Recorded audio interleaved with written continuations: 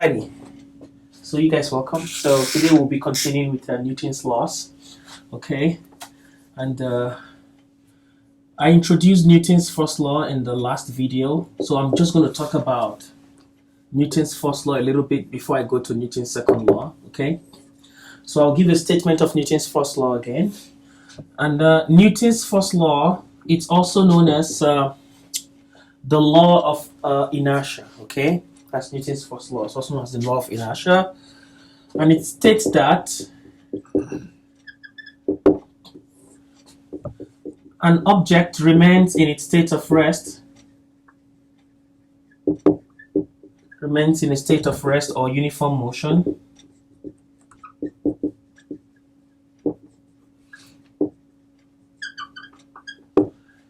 at constant velocity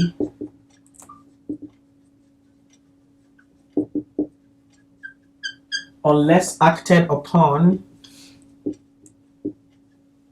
by a non-zero net force. Okay, this is the statement of Newton's first law. And I had an argument about some other statements in my last video where some people say unless acted upon by an external force. And I argued why that statement is not that right, because if you say an object like this marker will stay here and remain here except someone takes it, an external force applies to it. So you are saying this board will remain here except someone pushes it. And when you push this board, the board wouldn't move. And then you argue because the external force you apply is not enough to move the board. But you didn't say the external force should be enough to move the board. So that's why we don't use the word external force in that statement. So instead we say except we have a net force that is not zero. So when you push the wall acts back a force on you equal to the force you push on it, so the net is still zero until you have a force greater than the resistance offered by the wall before the wall will move. So usually in my last video I explained I don't state Newton's first law like this, just to make sure you get the message clearly. So this is how I state Newton's first law in this other manner. I said Newton's first law states that when the net force acting on an object is zero, then the object is in equilibrium. And I stated it this way because it has a better relationship to the second law. So I'm going to tell you what this means. So what do you mean by equilibrium first? So equilibrium has two meanings. Most of us always have this picture of equilibrium as like this chair being at rest, something being at rest. That's one kind of equilibrium. Another kind of equilibrium is something moving. You can actually move in equilibrium so long as you move with constant velocity. That's what's hiding in here. Is that okay? So if you move with constant velocity, you move steadily, you cover equal displacements in equal intervals of time, you are also in equilibrium. There is no difference between you and someone who's standing at rest. So Newton's first law is the preacher of equilibrium. So it states that once your net force is zero, that is this, so I have a force of say 5 Newton to the east and I have another force of 2 Newton to the east. What's the net force? 7 Newton east, right? And if I have a force of 5 Newton to the west, to the east, and a force of 7 Newton to the west, so what's the net force? 2 Newton to the west. Is that okay? But if I have 5 Newton east and 5 Newton west, what's the net force? Good. This is the kind of object that obeys Newton's first law. So once your net force is zero, then it means you are either at rest or you are moving at a constant speed. Is that okay? That's what Newton's first law says. So once your net force is zero, you are in equilibrium. And we just know what equilibrium means. You are at rest, you are not accelerating, you are moving. I gave all the possible definitions of equilibrium in my last video. But in this video, what we're going to do in this lecture is we're gonna discuss more on Newton's second law now, having understood Newton's first law. And in explaining Newton's second law, you're going to understand why I stated Newton's first law like this. So Newton's second law states that, when the net force on an object is not zero,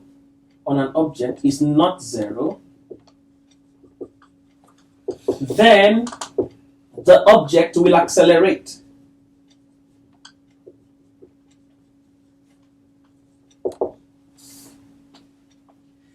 Now you see the relationship between the first and the second law. When the net force is 0, the object is in equilibrium. When the net force is not 0, the object will accelerate. Is that okay? That is what Newton's second law is telling us. Put this right here. Are we good? Now, it says when the net force is not 0, the object, how is the acceleration related to the mass? So we say the acceleration is proportional or is equal to the force divided by the mass.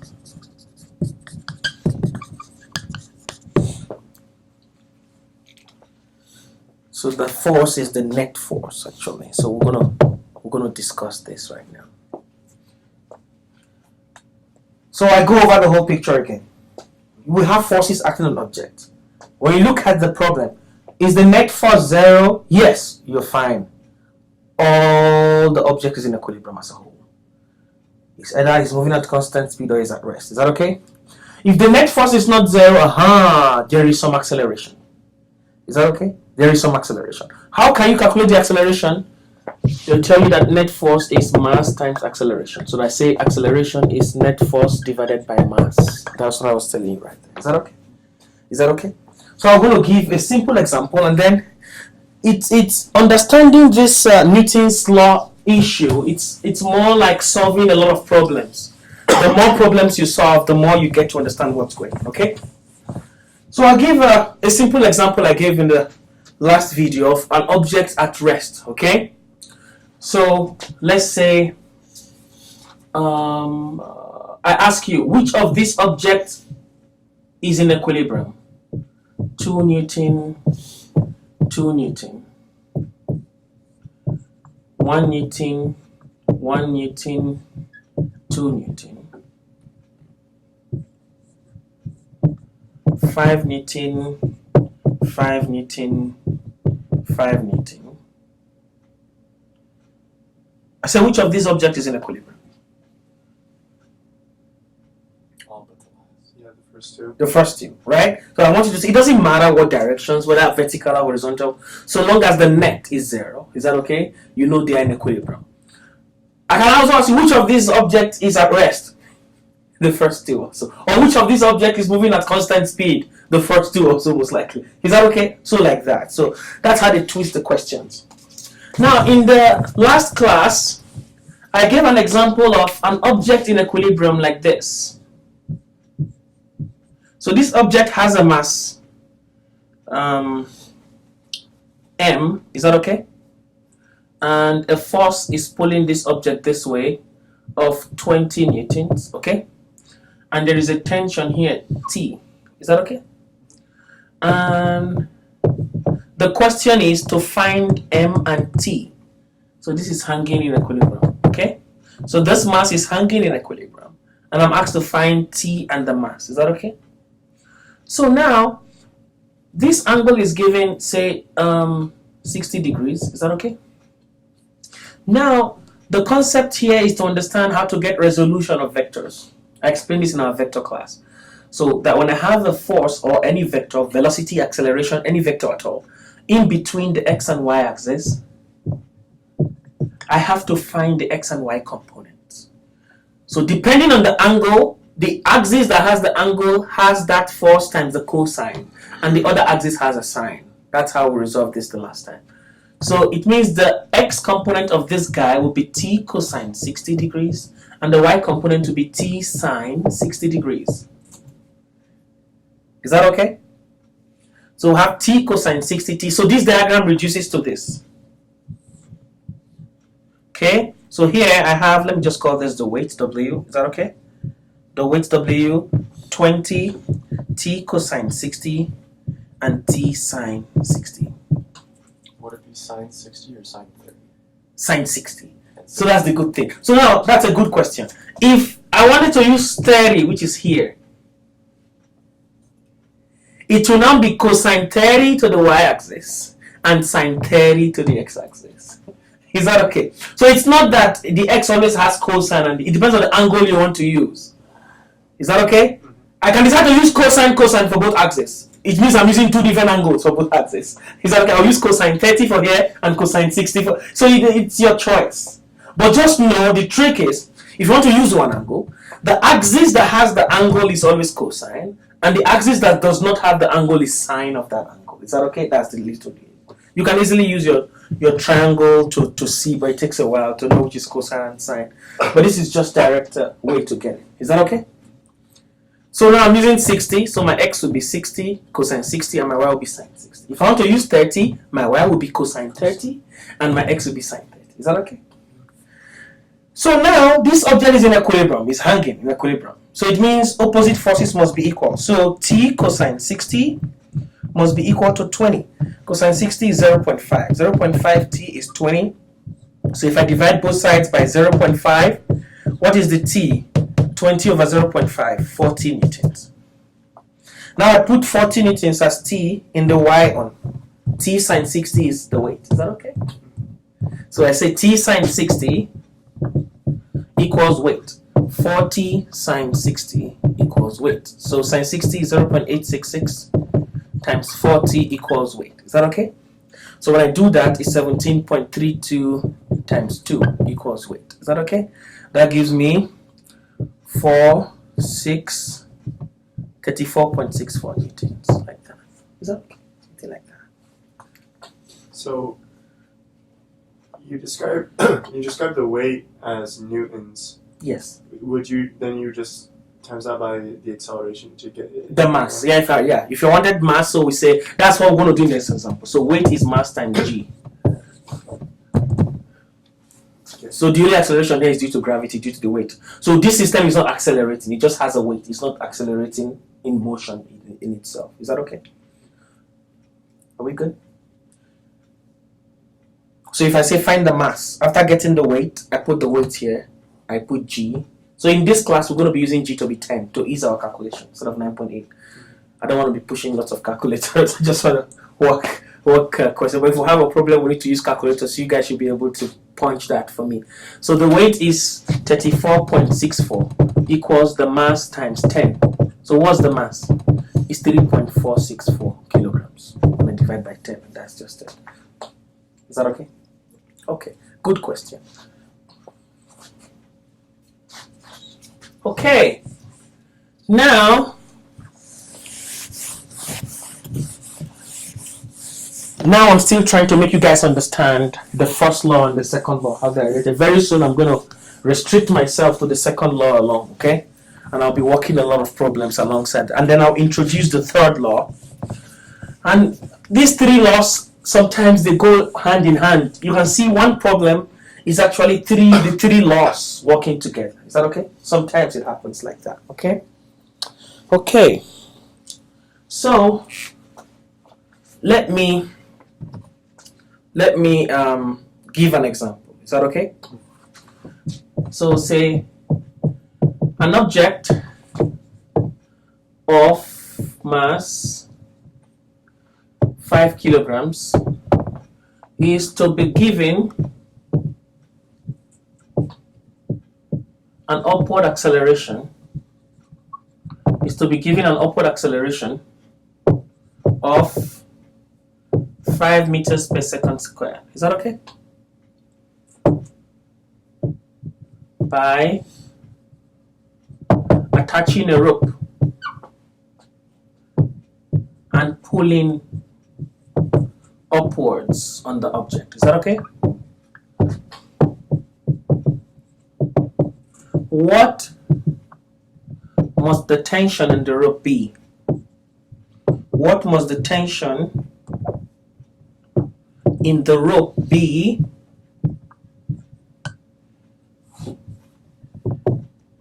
for this object to have the acceleration? Is that okay? To have the given acceleration. So yeah, just a direct question. So I'm just going to be doing problems now and see. So there's an object here.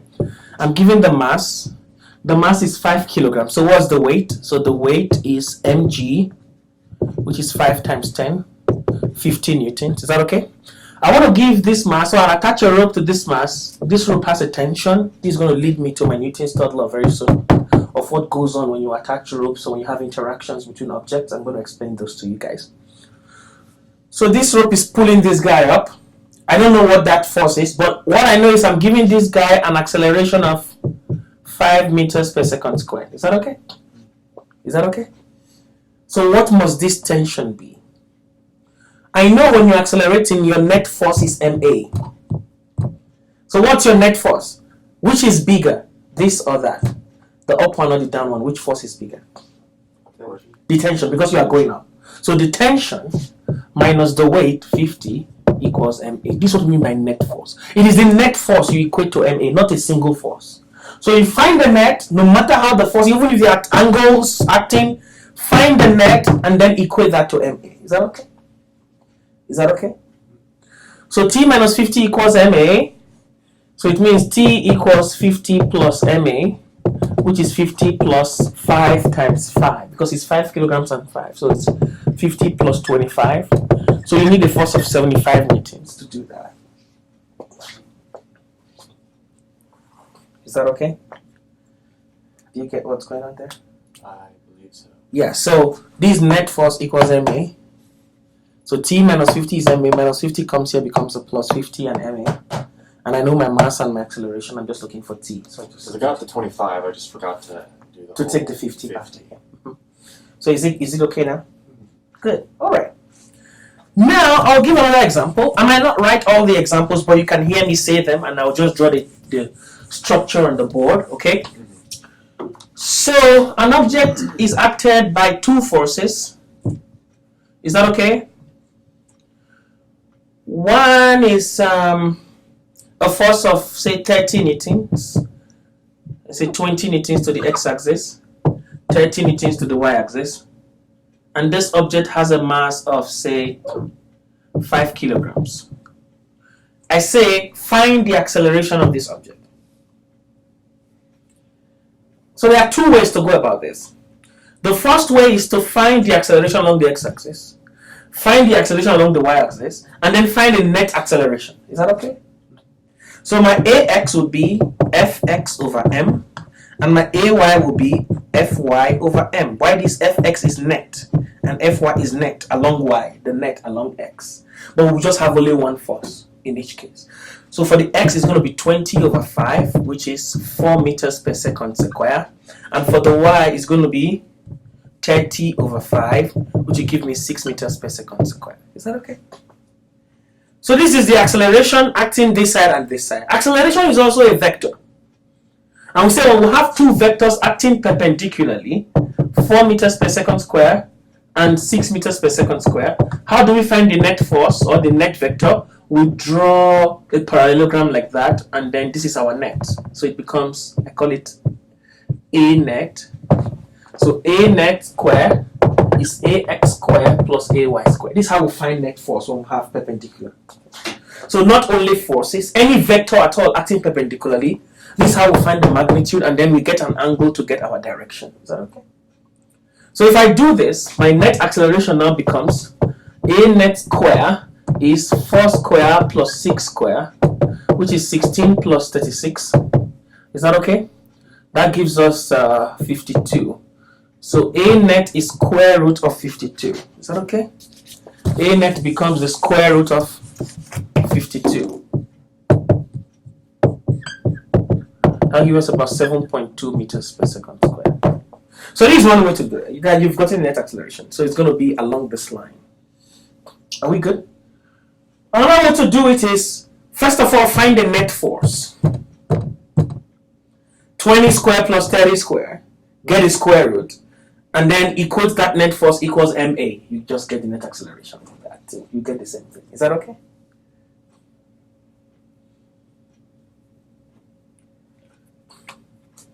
Okay. Thank you, Pythagoras. Pythagoras helped us in a lot of things, right? Yes. Okay. Let's look at some other examples, okay? Don't forget here, you need an angle for the direction, because for every vector we get a direction. So you have to, this is 6 meters per second squared, this is 4. So you say tan theta is 6 over 4, which is 1.5. So theta is the inverse tan of 1.5 to about 56 degrees. Okay? So we always attach directions to vectors. So don't always forget that. Okay.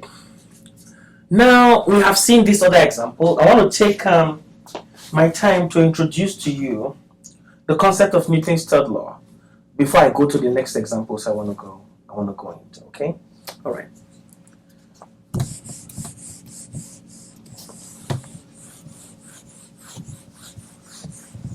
So Newton's third law talks about forces as interactions. So Newton's third law tells us that every force is a pair. Every force comes as a pair of action-reaction. And that this action-reaction act on different bodies individually, and they are opposite and equal in magnitude but opposite in direction. So what does that mean? That means that if I push on a wall with a force of, say, 5 Newton, this wall also pushes back on me with a force of 5 Newton. Is that okay? If I pull on a rope with a force of 10 Newton, this rope also pulls back on me with a force of 10 Newton. This is the magic. This is the magic. Is that okay? Now, if I have an object on a table, is that okay? The weight of the object pushes on the table, is that okay? So there is a force on the table from the object, and then the table pushes back on this object with a normal force, and this is the weight of the object. Is that okay? Now you would think these two are equal, yes, but you would think they are action and reaction pairs, but they are not, because they missed one factor. Action and reaction act on different bodies. You push the wall with 5, the wall pushes back on you with 5. So you have your 5, the wall has its 5. But here, the weight and the normal force both act on this object. So we won't see these as action-reaction pairs. Is that okay? Although there's a normal force, if the weight is seen as the force on the table, seeing the table differently as the force acting on the table that the object pushes on the table, we can now call that force to be equal to the normal force. Is that okay? Those two are action-reaction pairs, but not the weight of the object itself in the object itself. Is that okay? Yeah. So this is a very important point to note. Okay, so now I'm going to give 2 simple problems. The first one is like this. If I have 2 guys pulling on a rope, 100 Newton here, 100 Newton here, and I have somebody pulling on a rope attached to a wall with a force of 100 Newton. Is that okay? I say, which of this has the greater tension, T1 or T2? Which of them has the greater tension? The ones pulled by 2 people or the ones pulling the wall? Would they be equal? They will be equal. So they are equal because as you are pulling this guy, the wall is also pulling. Even if the wall is not a human being, the wall is also pulling. Is that okay? So what happens is, you pull the rope with a force, the rope pulls back on you, the wall pulls the rope pulls back on the wall. So all the forces cancel out. Is that okay?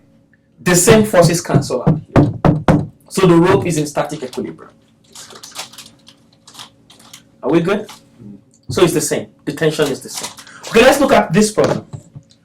I have a mass here, mass B. Is that okay? And I have a smaller mass A. So there is tension here, T1, and there is tension here, T2. So I said T1 and T2, which one is greater? Now, A has a lesser mass. But I know when we solve a problem in physics, we consider mass independently. We don't consider both at the same time. This is very important. I'm going to come to some examples like that. So if I consider mass A alone, I consider mass B alone and the interactions with each. Is that okay? So for mass A alone, I have T1 minus T2. That's my net force, assuming there's no friction. If there was friction, I would have said minus friction. Is that okay? To get the net force. But assuming there's no friction, T1 minus T2 equals MA times acceleration A. Is that okay? What of B is just T2 equals MB times acceleration. They both have the same acceleration. There's nothing behind T2 to subtract from. So the only force acting on T2 is acting on B is T2. Is that okay? Now, look at this problem. If I have a positive acceleration, it means T1 is greater than T2 because I'm doing T1 minus T2 here to get that. So this is how you know that T1 is greater than T2. But ordinarily looking at, you would think A is a smaller mass, so it will have a lesser tension on it, and B will have a larger tension on it. Is that okay? But that's because T2 is actually affecting everything. I mean, T1 is affecting everything, and T2 is only acting on one thing. Is that okay? And T1 and T2 both act on A. So T1 is greater than T2 in this case. Okay, now this is just understanding how Newton's third law. Now let's go to good examples. Now I have an object like this on a pulley. This mass is 10 kilograms, and this mass is 5 kilograms. So this guy is accelerating down. I say find the acceleration and the tension in the cord. Is that okay? Is that okay? And I'll give you, say, the coefficient of friction here is 0.5, for instance. Is that okay? Now I have the coefficient of friction. I'm looking for acceleration. Find A. Both of them have the same acceleration, but I will consider them differently. The weight of this guy, W, is, say, 100 newtons because it's mg, 10 times 10. And the weight of this guy is 50 newtons. Is that okay? Is that okay? Now, I know that the weight minus the tension for this guy, so I'll say for, let me call this B and let me call this A. For B, 100 minus tension equals 10A. The weight minus tension equals mass times acceleration. Is that okay? Then for A, I know that tension minus friction equals 5A. The tension that comes here is the same tension that passes through the pulley. So when we have ropes connecting, we assume the ropes to be massless, and we assume the pulleys to be massless and frictionless. Is that okay? So the tension passes through here and comes here. So you see action and reaction. Action and reaction. Are you seeing what's going on? You see the arrow here, it was going up, here it's facing that way. This is how you understand action and reaction arrows. Is that okay? So here, the rope is pulling back on the weight. Here, the rope is pulling back on the friction. Is that okay? But I know my friction over normal force is coefficient of friction. And my normal force is only here. This guy doesn't have normal force. It's not resting on anything. My normal force here is equal to my weight of 50 newtons. Is that okay? So my normal force is 50. My mu is 0.5. So what is F? Mu normal force. 0.5 times 50. 25 newtons is my frictional force. So my equation 1 there says 100 minus tension equals 10A. My equation 2 says T minus friction, T minus 25 equals 5A. Now I solve these two equations simultaneously to get A and T. Is that okay? So I'm looking for A. I add T minus T vanish. 100 minus 25 is 75 equals 10 plus 5, 15A. So it takes 15 from both sides. So what is A? 5, right? 75 divided by 15. Is that okay? 5 meters per second squared. So do you understand what I did? So let me come back again. So I consider acceleration of this guy. The weight is greater than the tension. So to be weight minus tension equals this mass times acceleration. Here the tension is greater than friction because it's going this way. Tension minus friction equals this guy's mass times acceleration. Is that okay? So for this guy, weight is 100. You know how I got 100 to be the weight? Excuse Excuse me. Do you know how I got 100 to be the weight of this guy? Yeah. So 100 minus tension equals 10A. This mass times A. That's for that. Oh, mass times acceleration. And then here, tension minus friction equals 5A. So these are all, this left hand side are all the net force on the object. Net force equals M. Net force equals M. Then you just solve them at the same time. Exactly. So, but now I don't know friction. So I went back that friction over normal force is coefficient of friction. Then from here, I calculate friction to be coefficient of friction times normal force. I'm giving coefficient of friction times normal force, which balances the weight here. 50 equals 25. So I put that in my second equation. T minus friction, T equal. Then I add. So that minus T and T will go away. And then I get acceleration. Is that okay? Is that okay? So here we're only looking for the acceleration. Yes. They might ask you to look for the tension also. So after getting acceleration, you put it in any of the equations to get tension. Okay. Is that okay? Now, let's look at the next one. The next one is going to be what they call the Atwoods Machine. These things are the same concept. They are really very easy and simple to comprehend. The Atwoods Machine is like this. Say I have a mass of 15 kilograms here, and I have a mass of, say, 10 kilograms here. And I say find the tension and acceleration, for instance. Exactly the same as that guy, but this one you don't have friction like that guy. Okay? So which mass is bigger, 15 kg or 10 kg? 15, right? So this is 10, and this is 15. So in what direction are we going to have acceleration? This 115 newtons and this 100 newtons. So where will we have acceleration? To the left or to the right? Right. To the right, because this guy is bigger. So now my Newton's second law here would be 150 minus T equals 15A. The net force 150 minus T equals 15A. Are we good? Are we together? Whereas for this guy, what will I say here? Can you tell me? Oh, for the equation? Yeah, for this guy, yeah. T minus 100 equals 10A. Are you getting that? Yeah. Because T is greater. So T minus 100 equals what? 10A. And then I solve the two equations simultaneously. So I can now add minus T will go away. 150 minus 100, 50 equals 15 plus 10, 20A. Because I'm adding. Is that okay? It's because I'm adding that minus T and T can go. Is that okay? So what is A? 50 divided by what? 20. That gives me what? 25. What is that? 25A. 25A, yeah. 50 divided by 25. Is that okay? 2 meters per second squared. It's a very easy concept to comprehend. Is that okay? Very, very easy concept to comprehend. Okay, now I will go to inclined planes, where we usually have some struggle with inclined planes. Okay. So here, let me come back to this side.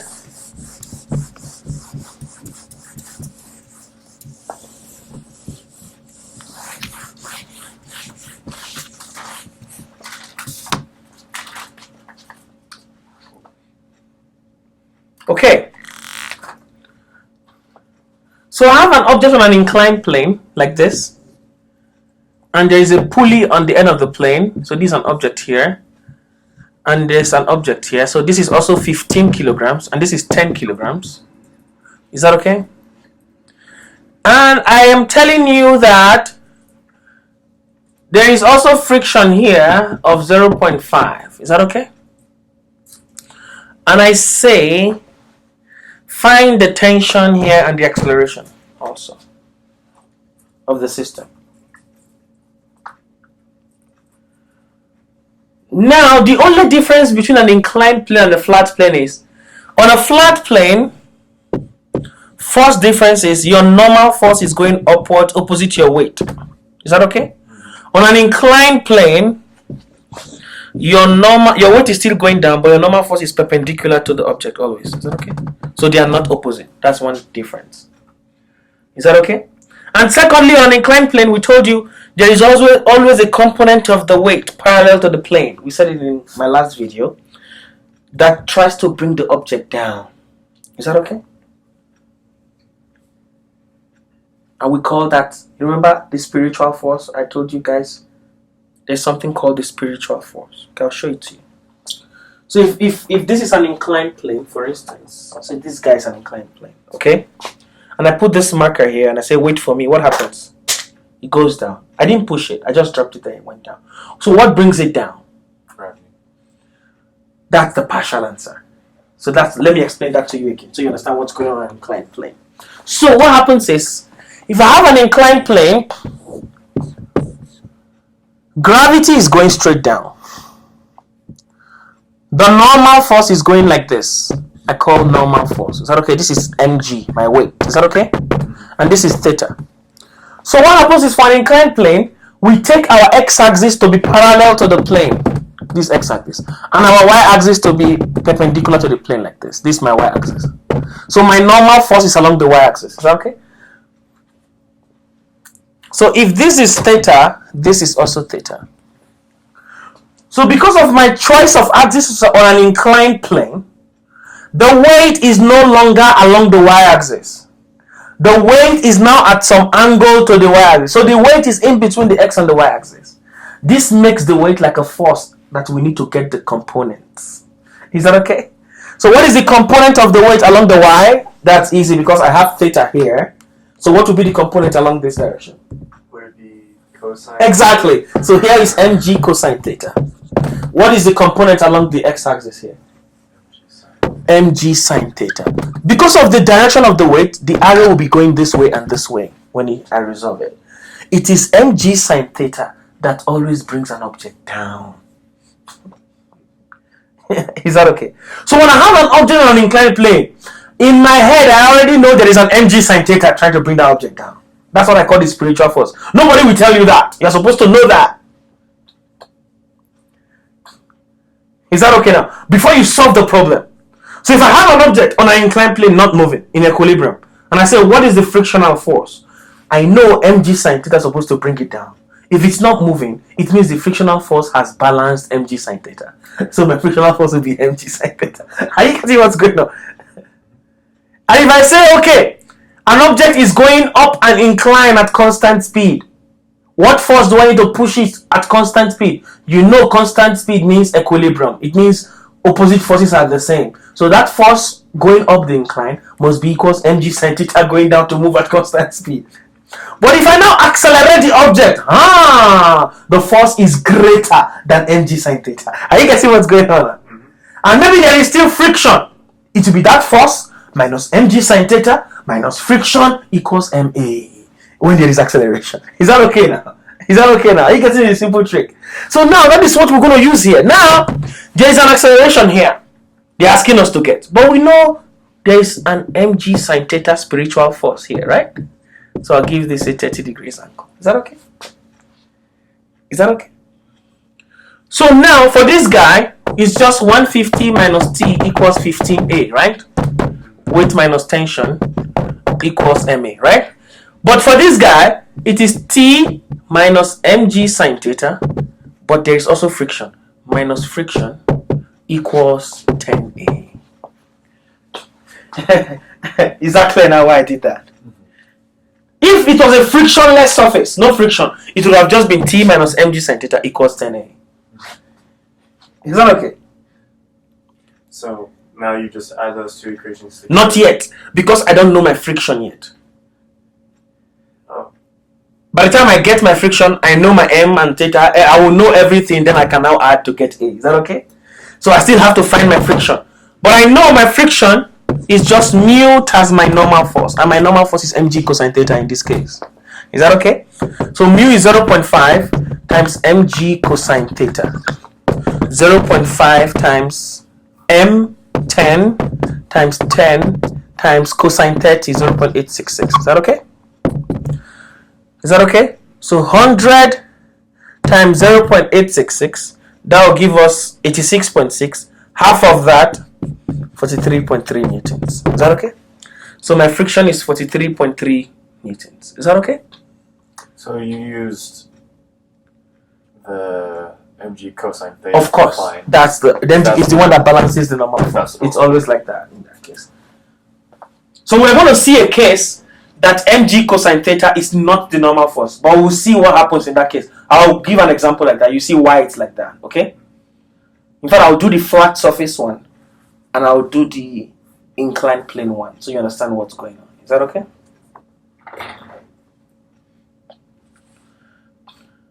So we've gotten our friction. So now, what is mg sine theta? 100 sine theta is sine 30. Sine 30 is 0.5. 0.5 times 100 is what? 50. So this is t minus 50 minus 43.3 equals 10a. Is that okay?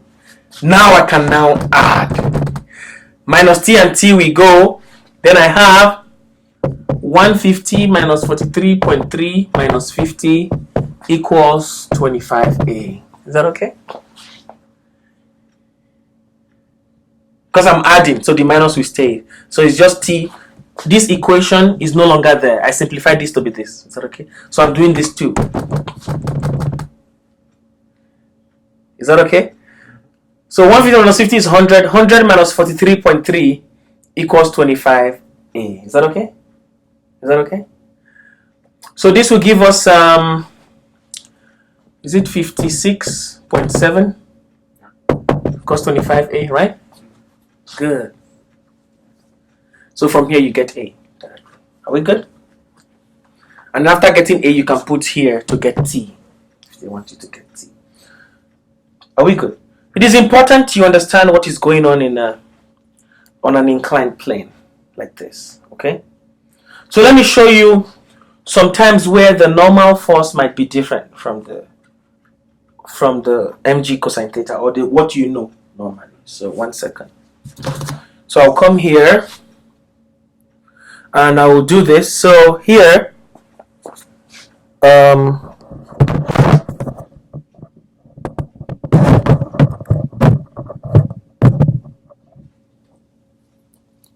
I hate having this guy falling every single time.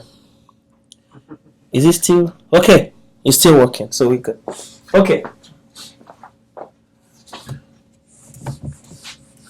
So are you seeing how they twist the problems here and there, and just trying to see if you understand what's going on? Mm-hmm. Yeah. Okay.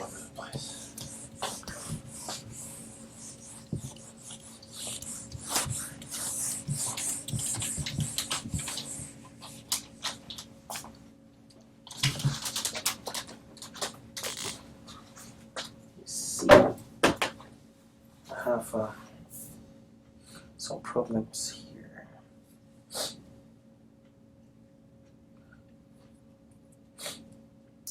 Okay. We've done this and that. Okay. And then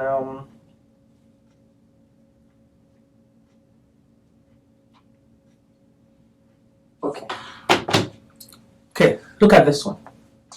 This example, let me do the straight table one first. So I have an object here. Is that okay?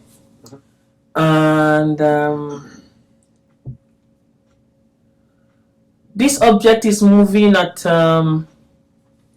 this object has a mass of say 20 kilograms, and I'm pulling the object with the force of 100 newtons. Is that okay?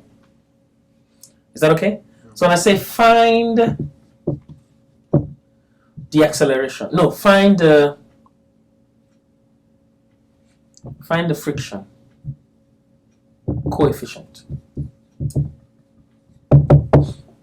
Okay. Let me say it in a better way. Okay. So as another example, I have an object moving to the right with a force of say 20 newton pulling it. Okay. And this object has a mass of say 1 kilogram. Is that okay? I'll say 4 kilograms, for instance. Okay. So the weight is 40 Newton going down. And I give you the acceleration. The acceleration is say 2 meters per second squared. Is that okay? And I say find the coefficient of friction. Find the coefficient of what? Friction. Find mu k. It's called the kinetic coefficient of friction, not the static one. But they have the same formula. It's frictional force over normal force all the time. So it means I first of all have to find frictional force. What is my normal force in this problem? 40. So I already have that. But I have to find friction. How do I get friction? Net force equals ma. 20 minus friction equals 4a. Is that okay? But I know a to be 2. So 20 minus friction equals 4 times 2. So 20 minus friction equals 8. So what is friction? 20 minus 8. 12 newtons. Is that okay? So my net force, 20 minus friction, equals mass times acceleration, 4a. That's how I get my friction. So 20 minus friction is 4 times, I'm giving the acceleration to be 2. 20 minus friction equals 2 times 4, 8. So friction comes this way, and 20 minus 8 is 12 newtons. My friction is 12 newtons. So what is my coefficient of friction? Frictional force over normal force, 8 over 40. 12 over 40. Is that okay? Is that okay now? So that's what they're asking me to find. Find mu k. Okay? Can we do another practice? Of course. Of the kinetic one? Of course. We can work through that real quick. Yeah. So now, do the same problem, but this time around, the same 4 kilogram object, the force is 20 Newton, but at an angle of 30 degrees. Is that okay? So, you are also expected to find mu k. Find mu k. The acceleration is still 2 meters per second squared, as usual. Okay? So now try this. And tell me what you get. You can come walk on the board if you want to try.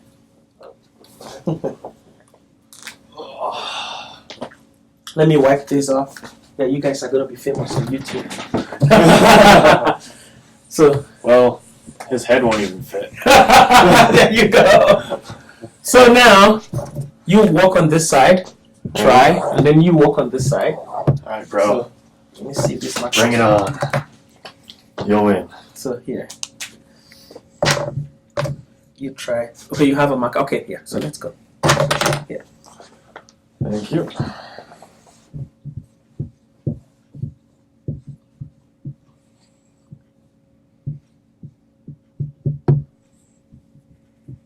No peeking. This is 4 kilograms.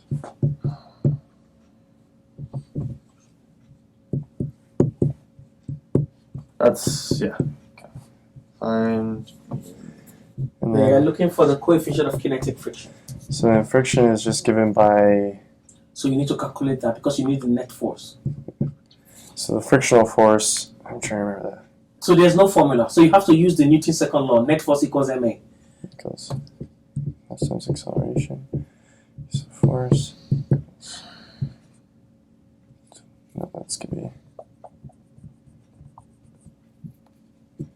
So what's your net force in that case? 4 times. So that's gonna be 40. And the net force is that. No, that's not your net force. So friction is opposing it. This is the force pulling. Yeah. But there is friction here. Yeah, so the frictional force is this minus friction. That's equals ma. Is that okay? Cosine 30. Would I need to find the x and y components? Yeah. So which one has the angle? X or y? Which one has the angle? X. Good. So cosine for x and then sine So for cosine. y. That's it. That's I can't. Okay. So it's just 20 cosine 30 for x. Really? Cosine 30 is just. The force pulling this way. Yeah, I'm trying to remember the exact number for it though. But your frictional force is not. Because you are not giving mu. You are looking for mu. So you can't get friction from here because you don't know mu. Yeah, so the frictional force is right here, so that'd be mass times acceleration, correct? This minus friction This minus friction equals mass times acceleration. equals mass. Oh, okay. Okay. And then so From there you can find friction. And so cosine 30 is 0.866. 0.8 Times 20 is 17.32. So you have 17.32 0.32 minus friction equals 4 times 2. They're giving you times. Oh yeah, the acceleration. Oh, acceleration for It's 2, so that's gonna be 8. And so friction equals mu k times normal force. Normal force. Well, you don't know mu k and you don't know friction. No, so I need to find friction First, in order to put it in here. And then you need to find it using Newton's second law. So get your net force equal to ma. Your net force will involve friction. Net force. See, this is the part I have the hardest time with, is figuring out net force. So yeah. I know So this force is pulling there's this weight way. going down. There's weight going up. Forget. We don't need those. So your normal force is just 40. That's fine. That's fine. The problem is you are going to the right. So although this thing is here, but you have a force pushing you to the right. Is that okay? Yeah. Your normal force is not even 40. I'll explain that. This is a hard problem, but it's fine. So here you have 20 cos 30. So 20 cos 30 is pulling this way. So 20 cos 30 minus friction equals ma. Is that okay? That's the net force in there. That's the one going in the x direction. So minus friction equals ma. That's 4 times 2.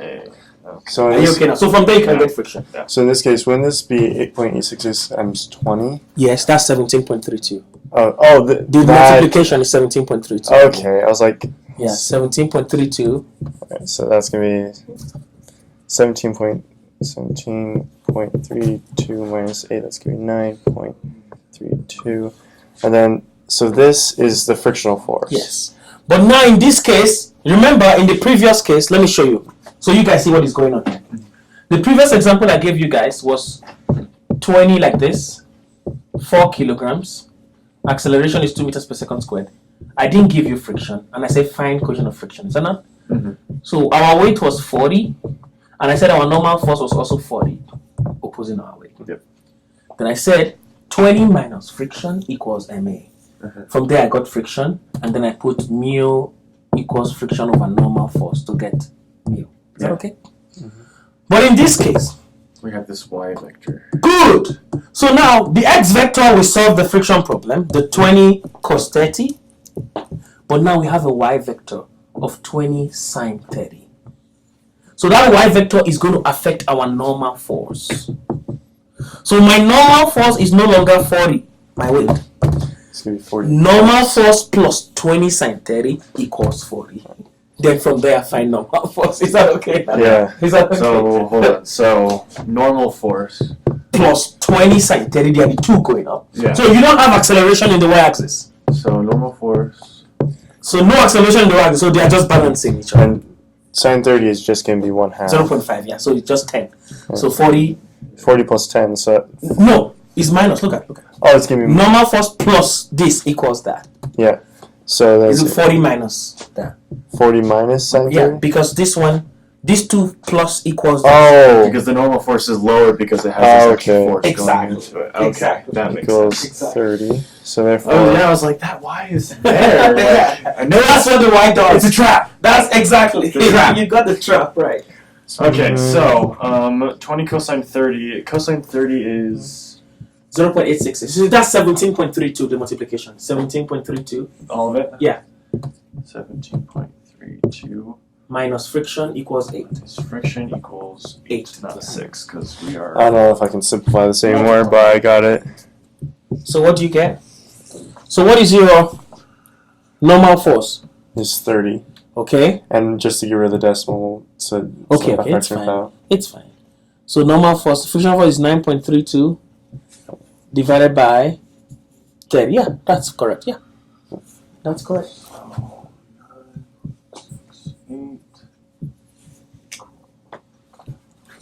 So now that you walked it yourself, you understand what's going on, right? Mm-hmm. Yeah, it's just that this normal force is what. So you see, normal force can change. Yeah. Is that okay? Yeah. If the forces are just vertical and horizontal, they won't interact here on normal force. But if there's an angle, and it makes sense if it's pulling up at an angle, it's going to be lifting up as well. And then it will reduce the normal force. Yeah. Dang it, he beat me. It's physics. okay. Physics right 20, now. 20 sine 30. 20 sine 30. Do you know? Yeah, sine 30 is half. So that's 10. So okay, so 10. So That 40 would minus be 10. 30. Exactly. newtons. Good. And then we come over here. So 9 point Divided by 30. divided by 30 newtons. That equals the coefficient of friction, which is a number. I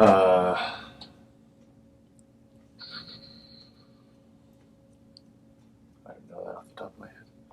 I suppose. No, that's fine. Oh, So yeah, what you guys have done here is okay.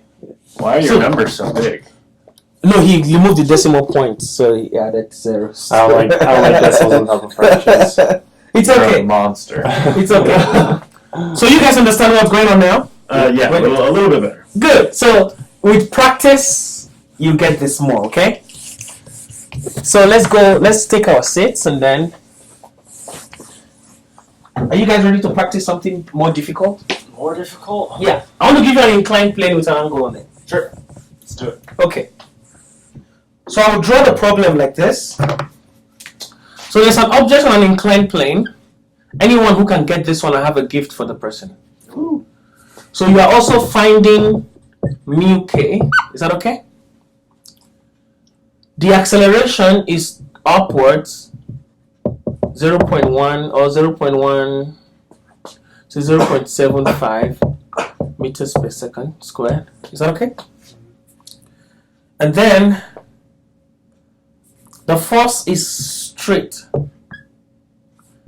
30 degrees. So here is 30 degrees. And the force is, say, 200 Newton. And the weight of this object is 100 Newton. Is that okay? Or let me say 300 Newton. And what else do I need to give you? You can give us mu. You are looking for mu. Okay? So I want you to understand what's going on here.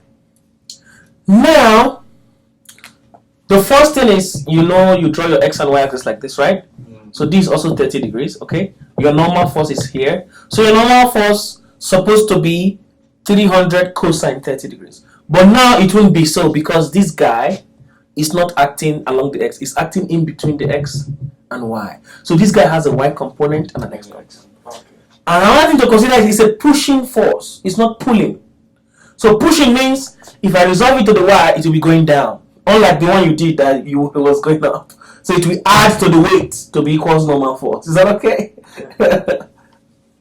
But for your x-axis, so this is 200 cosine 30, and this 200 sine 30, right? On this side. So I will draw the diagram again so you see what is going on.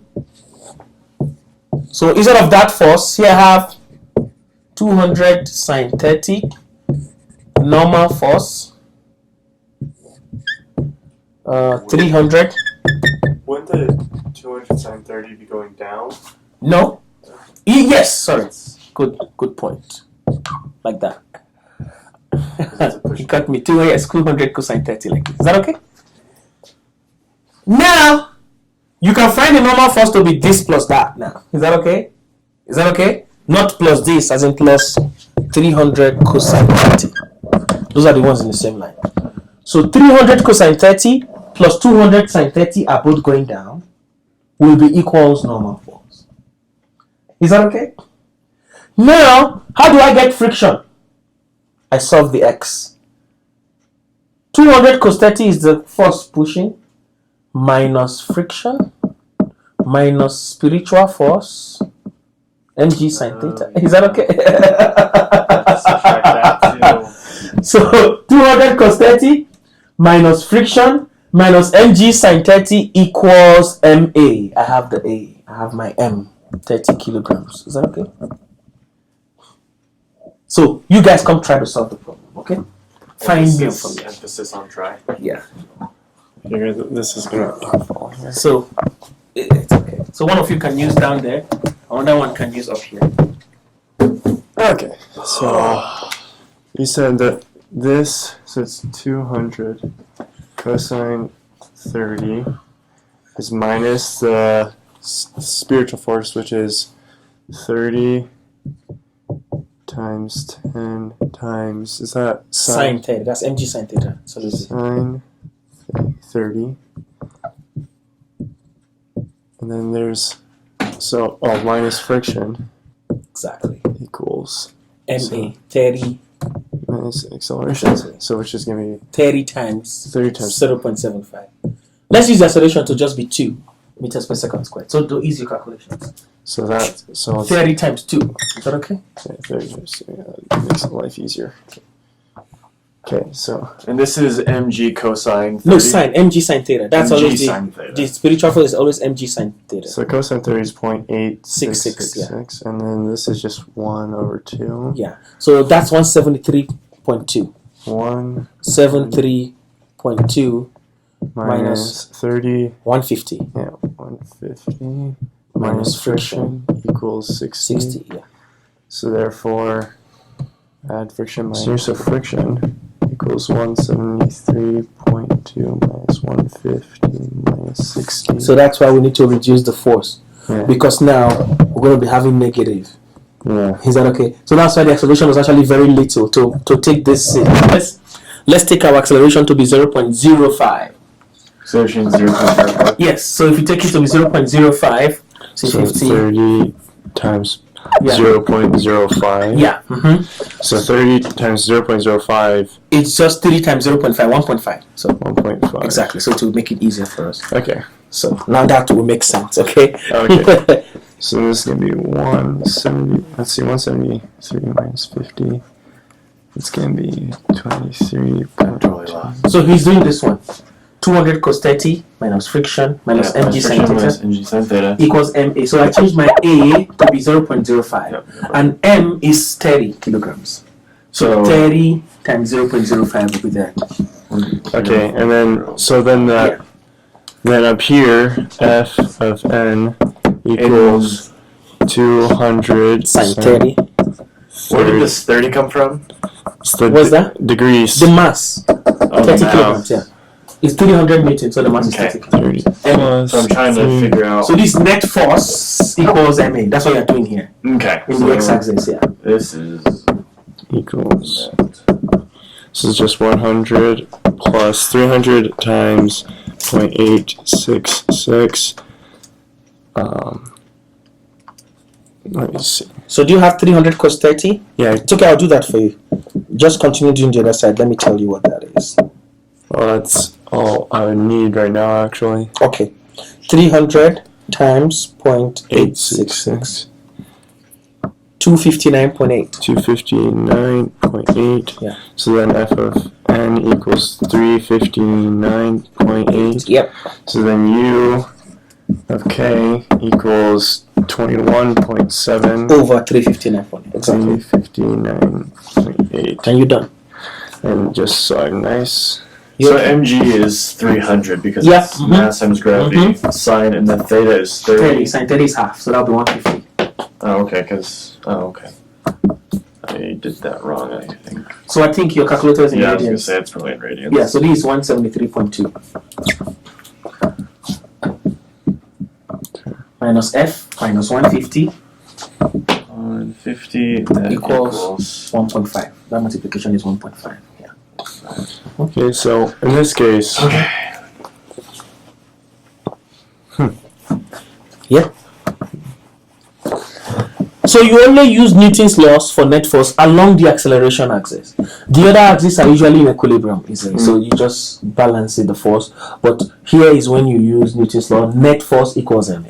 Okay. Understanding how net force works for different systems is what you know. You know how net force works for an inclined plane. You know how net force works on a plane surface. You know how net force works on an Atwood or when you have a rope on. You know that just simplifies your problem. Okay. So yeah, I'm just trying to walk through this again and make sure I can fully understand it. Yeah. So if I wrap in this corner. Yeah. Go for it. You said 8.2 is friction. So let's see. This 173.2 minus 150. What does that give you? 23.2. Well, I subtracted 1 point. Yeah, minus 1.5. What would that give you? Not 8.2. Oh, 3.2 minus 1.5. That is not what I thought. I thought it was 15. I subtracted 15. Yeah. This is why I'm here.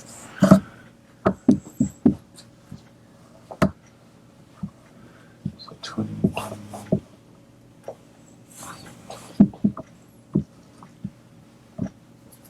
Yeah, 22.8.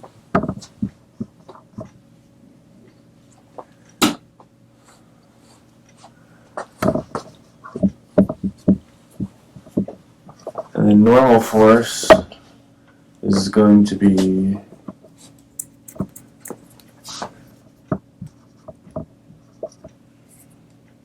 oh my gosh. Yes, actually 21.7. 21.7. Yeah. Yes. So And normal force is going to be what? That's where I'm at. Yeah. So normal force, so weight is pulling down. So look at this, yes, and then the weight is going down, but not. but We have to not the resolve the normal weight. force, yeah. So look at it. 300 cos 60 is going 300 down. cosine. Normal force going down. And 200 sin 30 is also going down because of the push. So it's normal force is this plus that.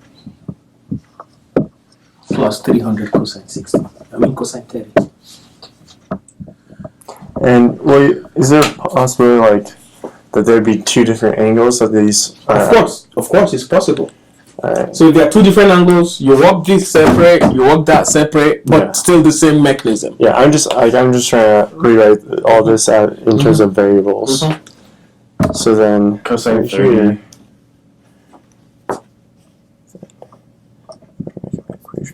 So sine 30 is 1/2. Half. So that's this one is 259.8. Just say 260 if you like. Yeah, I'll do Just say 260. 260. Yeah, so now you have 360 as your normal force. Is that okay? force. Don't I subtract?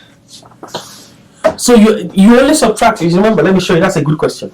In the other case, our force was going like this. It's a pulling force. So when we resolved it, it was an upward force. It stays with the arrow. Yes. But in this case, our force is a pushing force. So when I resolve it, it's going So down. the y vector is going down. so it will now be up equals those two down together. When this one was going right. up, I see, exactly. I see. Okay. So be careful with those. Yeah, so this is so this is the pushing down, Yep. and then this is The weight. technically the weight. Yes. Okay. Yeah. And it equals the normal force because they have to be inverse and opposite. So force normal equals 360, and then I take my 21. So these are the two main functions that I use. So normal force is what's this? This is force. Force 0. Okay, that force sine theta 2 plus mg cos theta 1. Correct. And frictional force, is this frictional force? Yes. Is force cos theta 2 minus mg sine theta 2. No, minus mg sine theta 1. Because the spiritual force always comes from this guy. Oh, correct. Is that okay? Yeah. Minus mg sine theta 1, Minus, then minus frictional force. yeah, which would be mg. No, No. we don't know that yet. So your frictional force. Okay, that's what you're doing here. Okay, Yeah, okay. frictional force. So it's supposed to be this minus friction equals MA. MA. So you brought MA this way and Okay. took friction. Yeah, that's good. I just want to get in terms of. He's thinking as a field. He's writing a general Yeah. relation. So he said if I have this system where this is a random angle, it doesn't have to be the same as this guy. So he's not saying that this guy, is that okay? Cosine this angle, is that okay? Will be the force pushing this way. So that force minus the spiritual force. The spiritual force is in terms of the angle of the incline, not in terms of that one. Then minus friction equals MA. But he brought MA this way and got friction this way. Is that okay? Yeah. Then for the Y, the normal force equals the sine of this angle plus mg cos theta 1 on this side. That's just exactly what we did. So that's Finished. that's So are we good? Yep. Okay, so we'll just do one more and then we'll close for today. Okay. Okay, we've already spent almost an hour, so almost an hour and a half, I mean. You guys are gonna do this one for me, or let me see how good you guys are. You guys are doing. He great. could probably do it. You guys, no, you're doing great. You're doing great. Trust me. You guys are gonna get this. Okay, you guys will try this. This one is pretty straightforward. And then I'll put it in the middle. Now I won't help you at all, okay? Okay. I'm not helping you at all this one. I believe you are champions now, so you should be able to do this one, okay? No help. So everybody clean your side of the board and get ready for action. So these masses are like this. There is a pulley right here where this passes and comes to this other mass like that. The masses are the same. They are both 40 kgs. 40 kgs. And then find the tension and the acceleration A. Given that mass A and mass B are equal, 40 kilograms, and also given that the coefficient of friction is 0.15. So now I'm not even telling you where the acceleration is going. Is that okay? You have to determine that yourself. The angle of the incline here is 30 degrees. Okay? I see the red marker. Yes. Yes. Okay, so.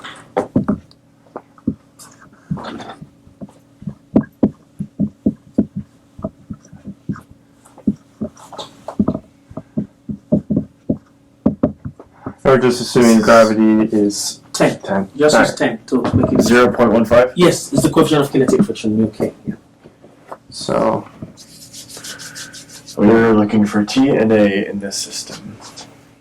I'm trying. So then the frictional force is mu k times F of n. So that'd be 400 times 1.400 times 0.15. Pull the calculator for this one.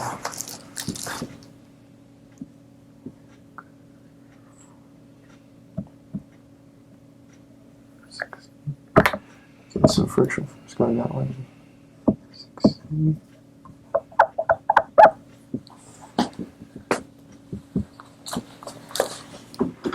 It drops off. Hold on. Use it drops. Okay. 30 degrees here. Okay.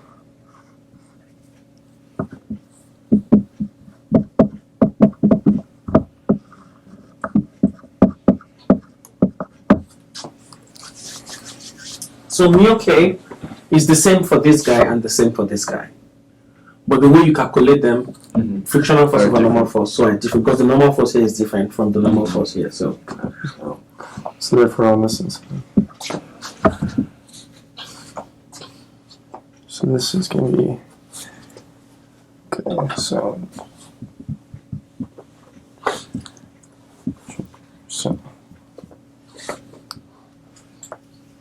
This is going to be. So.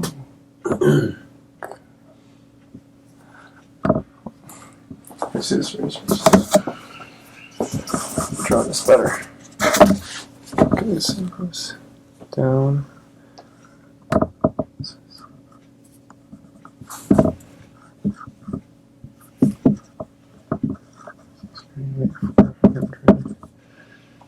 So then this is going to be 30. Suck a toe.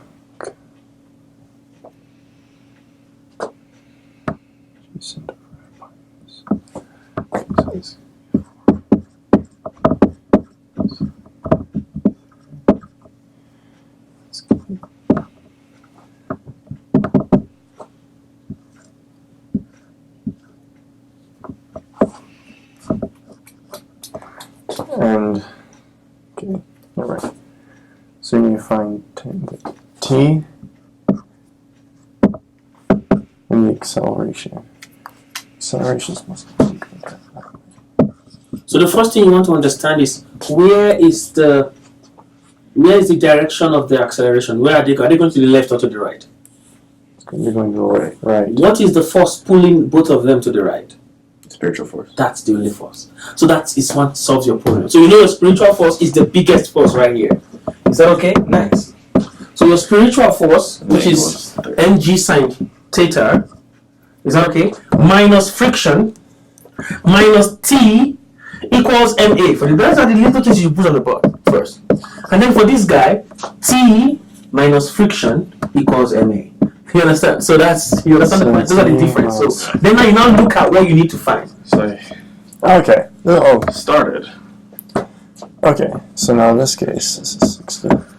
Add these two together. So it's going to be 400. I'm just going to simplify this away. It's going to be 200 minus 120 Force to cancel equals 2 mass times acceleration. We know the mass. That's is a 30. 40. So 400 sine 30 sine 30 is 0.5, so 200 newtons. So it's going to be 200 Equals friction. 1 per second. Plug that in back here. So 10 minus 60 equals 80. No. It's 40. Friction is mu times normal force For this guy, yes. for the top. But for this guy, you know, Yeah. Like, no, it's the same for both. But calculating your normal, yes. Yeah. Got it. So normal force. Okay, so let me verify. Times 0.866 times 0.15. We have you, right? So you just said Oh, so sine. Oh, I forgot. Sine 30 is 1, correct? 1/2, correct? yes, 1.5. Okay. Yeah, but what about this cos 30? 400 cos 30. So your normal force here is mg cosine theta times 0.15. So 400 cos 30 times 0.15 is 51.96, but you wrote 60. I was using the frictional Exactly. force. So the mu here is different from the mu here. Okay, so then this is actually going to be It's 51, just a 52. 52. Yeah, good. Okay. Then minus T equals MA. So then this is going to change a few things, actually. Then for the other guy, you have 400 So then this is going to be 200 times 0.15. minus 112. So then this is actually just going to be, let's see, 88 equals 80. Good. 8 equals 11 over 10. So then over here, it's going to be 40 times 11. A. So it's going to be 440 over 10. I can obviously simplify that already. That's just going to be 44 minus 60. So T equals 104. That's going to be newtons, correct? Tension is... So what did you get here? MA. Oh, mass... I forgot that the... So this is just 40A Yeah. for the first one. So how do you get 240 here? Because I added these two equations together to get rid of the T. That's what I'm saying, but the A still stays the same. It's 40A on both sides, so it's just going to be 80A. Yeah. I read Is that them, okay? I read them 2 So times. 40A, 40A, so that's 80A. That's 80A. And then you have this 200 minus 52. Well, minus 60 as well. Yes, So then... exactly. After adding the equations, yes. And then once you plug that in, you get You get your 44. T. Yes. Yes. I guess I made it a little bit more complicated. Good. So here, T minus 60 is 40A is beautiful. So where's the other equation for this guy like this? I'm working on it. So I just calculated the friction here. No, T is not minusing anything for this second one. Yeah. It's the spiritual force, which is 400 sine 30, that's minusing everywhere because they are going, the spiritual force. Yeah. So it's going to be 400 sine 30, so it's going to write here. Sine 30 minus T minus friction equals 40A also, because it's also 40. I mean, Okay. they both have the same mass. But now friction here, have you calculated the friction for this guy? So this one is 60. Yes. And I was trying to work on this one. So Yes. friction, wouldn't it be the same? Of course, because here is Because the friction mg is the cosine. So this one, normal force has changed. Normal force is the Normal cosine force part has of it. changed, But okay. okay, that's what. That's the major So the friction is mu normal force. So it's 0.15 times. Your normal force here now is mg cosine 30 degrees. So 0.15 times 400 times 0.866. So that will give you 51.9. Just say 52 newtons. So your frictional force for this guy is 52 newtons. So here becomes 52. So 200 minus minus T 52 minus T equals 40. 40A. And you have T minus 60 equals 40A. Then you add. Mm-hmm. Is that okay? 80A. So 200 minus this minus that will give you 1 minus, well, it'd be 88. So 88 equals 80A. So from there you get A. Is that okay? And after getting A, put in Then you any of the can equations plug to it in. get T. Okay. I'm just Just slower. No, you getting it. That's what matters. Is that okay? Okay. So now anything that has to do with calculations of Newton's laws, first law, second law, any system you should be comfortable with. Our next class, I'll do maybe the elevator problems. There are problems that do with elevator going up. It's the same. If an elevator is going up, it means the tension in the elevator rope is greater than the weight inside.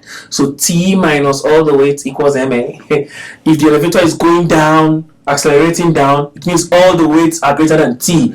All the weights minus T equals MA. If the elevator is moving at constant speed, it means the weight is the same as the tension. You understand? So these are the little things that I'm going to give examples there. And then I'll give examples of masses combined together, a mass pushing another mass, how to calculate interactions, combining Newton's second law and third law. And then we'll do the proportions. They are also third law applications. So when the jet expels gas or the gas that propels it, so the force of the gas pushes the jet. So we're going to do some of these examples and then we'll go to the next topic next Saturday. This is good. Okay. I'll try and edit the video today and post it tonight so you can rewatch it. Okay. And then practice before the next class. I should have done my hair. So you guys should go get some rest. And I will send you, text me your emails.